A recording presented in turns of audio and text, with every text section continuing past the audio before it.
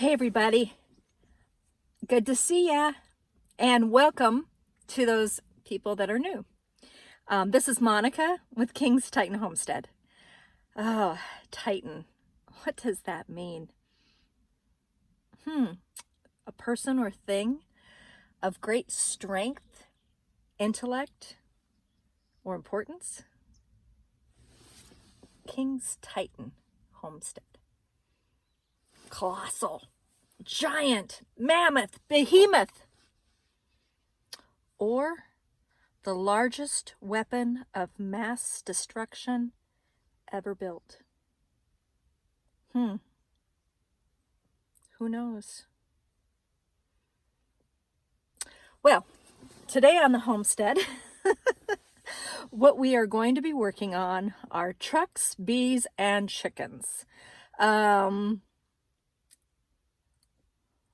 Yeah, nothing exciting as so much as a missile, but a little bit more about that. Let's go back. All right, so I started this site specifically because of I looked all over YouTube typing in like Arizona homesteading, and not that much. Everything that I was watching I kind of already knew, or I've already been there, done that. So I thought, well, wouldn't it be fun to be able to help others, to either inspire or educate others that are on the same trip, which is wanting to be more self-sufficient in an basically very dry and hot environment, and to see how we can go about doing that to be more sustainable on our own. So that's why I started this channel. But along the way, you'll find out that I have lots of surprises coming. And one of our dreams is to actually start an adventure or experience for everybody as kind of like, I'm not going to say museum, not a museum, but kind of like a museum. Anyway, you'll have to stay tuned and just keep watching. So, this week, the trucks. We have a blown transmission, and my front end is acting up again in my B truck. And we need new tires on another vehicle that is in the middle of waiting for parts to do a lift on. So we have all kinds of things to do with the vehicles. I need to get the bees ready for winter. I'm not really winterizing the bees because our bees here really don't get a break. They don't really, get put to bed for winter where we wrap them up and don't see them until spring. Our bees will forage throughout the winter, or they'll try to, and there's nothing out there for them. So we're going to be working with that, also making sure that all the queens are right and feeding and all that other stuff. And then we have a problem with our chickens. We have chickens, Muscovy ducks, a turkey. Shh, don't tell Dad. I get in so much trouble for bringing birds home without asking what he thinks about it. I'm trying to be more self-sufficient. I want to supply our own food, our own meat, organically sourced, that I know what went into them. And then, of course, I got guinea hens too, which make a ruckus. So I don't have any eggs. I got one egg yesterday. I think I have 28 hens. Big problem is a lot of my birds are old, and I need to start working on these things. The coop is a mess. I have been just doing way too much on all kinds of other things, and I need to really prioritize. And so those are the priorities for this. I'm hoping to say week and get these things done, but we'll just have to plug away at it a little bit by little bit. And as I run into different things, I might show you artifacts. I might show you other projects that we are working on. I might show you, who knows, all kinds of things, tips, tricks, all kinds of things. So welcome to King's Titan Homestead. And yes, there will be some very interesting things here coming up very soon. So it is starting to get cooler. We can start to do things outside, start to do work on the projects that have things to do with the Titan. One of our ideas is to actually make locations so that you can have overnight stays here. I'm not going to tell you more than that. You'll have to just stay tuned. Sorry. Right. Sorry. So this morning, I think Dan got me up around 3:30. And so I decided, well, I'm going to go do a bee removal. Since I'm up early, the bees will be cold and it's still dark, and we'll go get the bees. And so Norm, Christy, and I were planning on saving bees this morning, but we ended up eating donuts instead. Somebody had killed the bees before we got there, and nobody had told anybody that they did that. So I got to eat donuts, though, from Queen Donuts, and absolutely delicious. If you're local to the Tucson area, this is at 5975 Western Way Circle. It's over in the Tucson Estates area, and oh my gosh, these are homemade Long Johns. You gotta see these. Look at the size of these. I ate a whole one all by myself. She makes these fresh every day. They are fabulous. They melt in your mouth. Melt in your mouth. Right there on the spot, she was filling them. Literally right then and there. And they were still so warm. They were fantastic. Dan is a donut, like, connoisseur. So I got him a couple here. Couple 4. So that he gets to try this. But yeah, like I said, if you're in this area, definitely check out Queen Donuts. Okay, so right now I'm going through my bee truck and kind of getting it organized, cleaned up. A lot of this stuff has to go back to my queen rearing trailer, which also needs a lot of work. I would swear everything I do needs a lot of work. But the whole idea here is, like I said, we're going to create an adventure, experience, education center type thing. And so that includes some beekeeping things. I want to do a beekeeping camp, introduce people to Africanized bees. Yahoo! But anyway, so here are just some really quick of the beekeeping things that I'm running across that I thought I'd tell you about, because I know I have a lot of hobbyist beekeepers following me. So Tina gave me these. These are her old floaters for in her water. They are fake lily pads. They've seen better days, but they're still usable. And I think she went to cut noodles, you know, the pool noodles. She diced those up and used those as these were starting to give out. But because they're still usable, we're going to put them in our ponds, our bee ponds.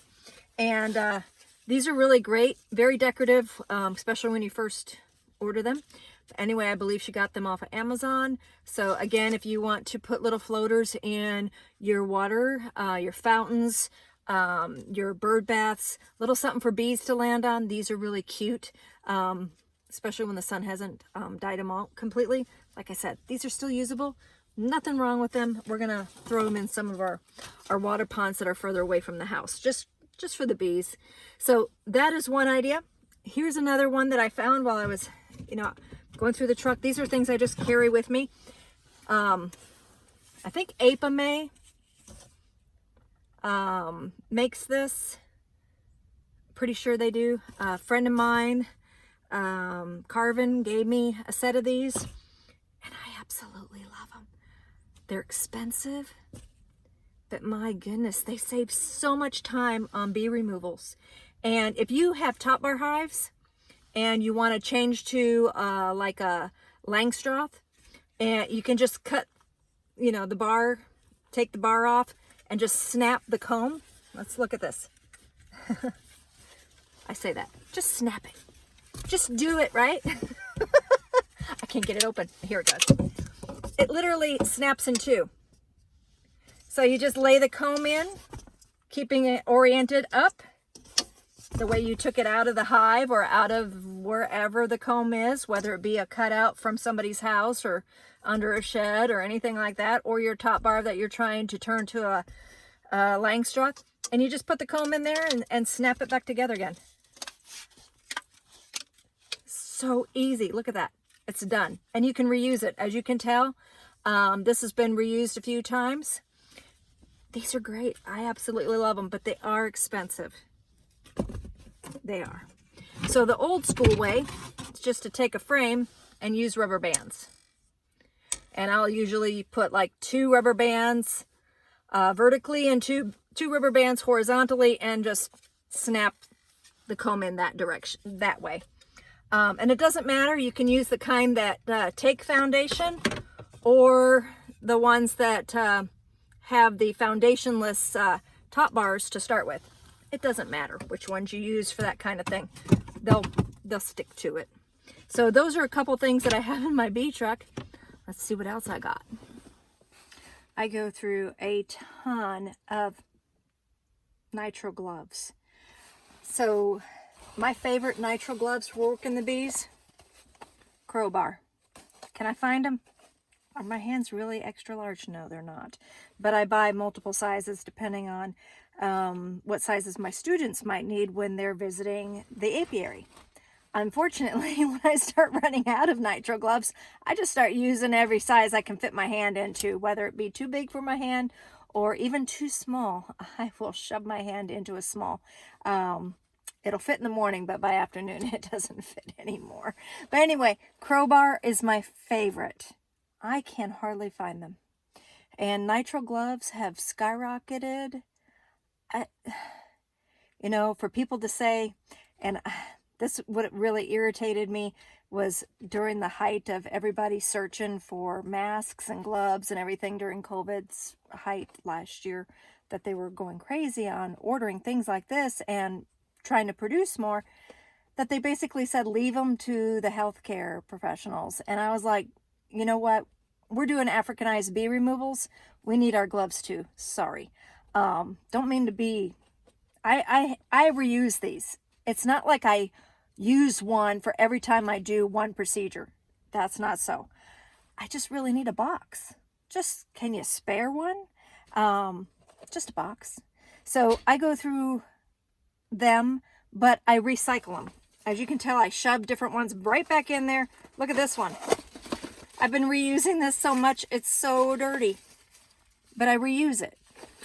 I'm not throwing them away. So just to spare one box, come on. So if you see any crowbar brand, can you make a note? Tell me where you've seen them at, because I've Google searched them, and everywhere that I've seen the link for them, they're all sold out. Can't find them anywhere. Last gloves I bought, $35 a box. I used to get them for $13 a box. $35 a box. And then people wonder why. I'm probably going to have to start raising my rates on bee removals. Truck tires, my 2 front tires were $550. I'm like, you know, gas is up. And the higher and higher gas goes, I'm sorry. I can't afford to eat all the increasing expenses.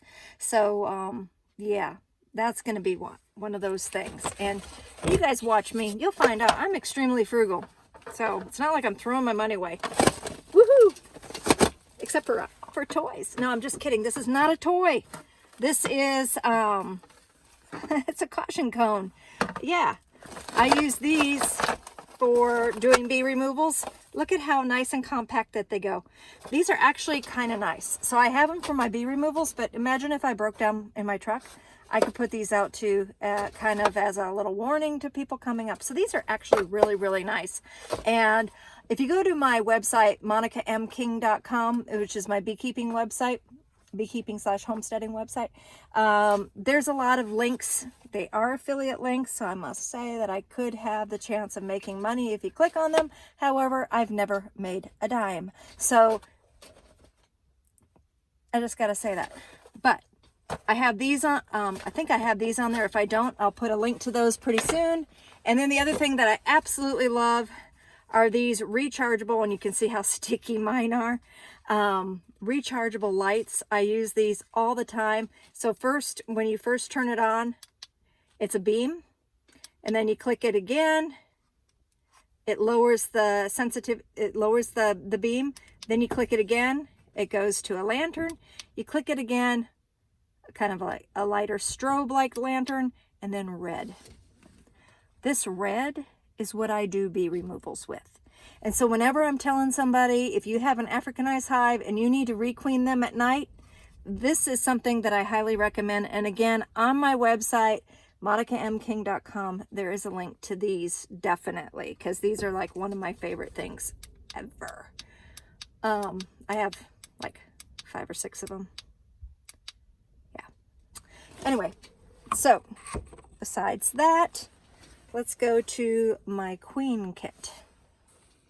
Okay, everybody that knows me knows I teach classes as well. So for my classes, or for when I go and do maintenance, hive maintenance at other people's properties, I have like a queen kit box ready to go. I have my stylus in case my gloves aren't working on my phone for taking pictures. Of course, you want to use queen markers. Keep your queen marked. I'm always losing. Don't ask me why. I always lose the current year's proper color to use. White. White is this year. So, always losing it. So sometimes you'll see me mark my queens in blue, green, red. You know what? The most important thing is not the year that, here in Southern Arizona, it's not the year that the queen was produced. It is keeping the queen marked so that you know it's your queen. That's my rant for the day. Okay, I forgot. I got all ranty and I forgot what else I was going to say. So I carry queen cages along for catching swarms and stuff. This is one of the style of queen markers. You drop your queen in there, you push it up, push this up, kind of trap her, and you can mark her. I actually use these for my classes or for my students. I don't need that.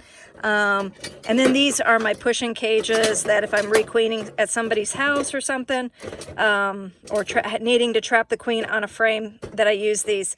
So number 8 hardware cloth, I don't know why, but number 8 is really hard for us to find out here. I'm like, what is the deal? Quarter inch, no problem. 1/8 inch, huge problem finding that hardware cloth. So basically, to find a roll of this hardware cloth, if you are local to the Tucson area, you're going to need to go to like the Ace Hardware on 22nd.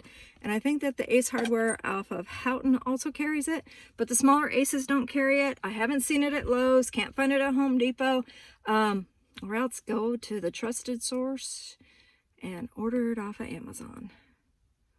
I'm like, I hate giving Amazon business, hate it, but you know, I don't have time to run around and call around and wait on people to answer the phones at these big box stores. And that's just about as bad as having to use Amazon. So to me, anyway. So number 8 hardware cloth. This is what you need for bees. This is what you need for bee prevention. So like if I'm telling you on your soffits that, you know, the birds have chewed holes in your screens of your soffits and stuff like that, you need to actually go through and replace them all with this type of hardware cloth. Number 8, 1/8 inch hardware cloth. There's actually other reasons why beekeepers would need to have the number 8 on hand. Let's say you're having to transport a hive from a residential area and get it out to a rural area and they're extremely Africanized. This hardware cloth is the size that you want to use to staple on the entrance and along any holes and get them shored up so that they don't just pour out as you're moving them and you don't leave a bunch of angry bees behind. So that's another reason why. So basically, before you need it, is what I'm saying. Before you need the number 8 hardware cloth, you need to have it on hand. And you don't need to have a whole lot, so you don't really need like a gigantic roll. So if you have some friends that you can get together that have bees too, and you just want to split a roll or divide a roll by 4 people or something like that, just so that you have it and you have it on hand for an emergency, that works best. Like I said, it helps, you can reduce entrances with it. You can fix locations that bees are getting into that you need to stop the bees. I mean, there's just all kinds of uses for this number 8 hardwood cloth. So yeah, I'd buy stock in it.